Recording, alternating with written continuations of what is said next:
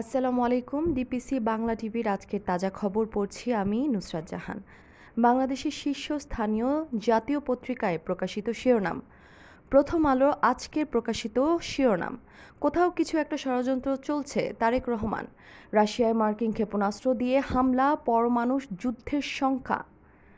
বাংলাদেশ প্রতিদিনের শিরোনাম, নিরাপত্তার শঙ্কা বাড়াচ্ছে অবৈধ স্যাটেলাইট ফোন।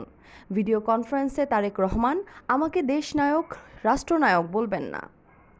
ইত্তেফাকের শিরোনাম, সালমান এফ রহমানের কোম্পানিকে ৬০ কোটি টাকার ঋণ দিচ্ছে সরকার। ব্রাহ্মণবাড়িয়ায় বিএনপির সম্মেলনকে ঘিরে ১৪৪ ধারা জারি। কালের কণ্ঠের শিরোনাম, ব্রুনাইয়ের সংবিধানে ইসলামী মূল্যবোধের প্রতিফলন। রাজনৈতিক দলকে শান্তির আওতায় আনতে আইন সংশোধন হচ্ছে।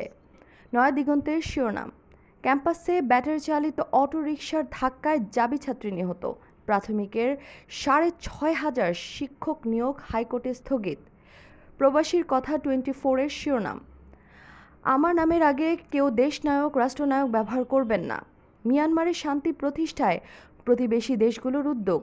দৈনিক নবচেতনার শিরোনাম, বিচারের সম্মুখীন করতে হাসিনাকে দেশে আনার প্রক্রিয়া চালাবে ঢাকা। দ্য হিন্দুকে ডক্টর ইউনূস।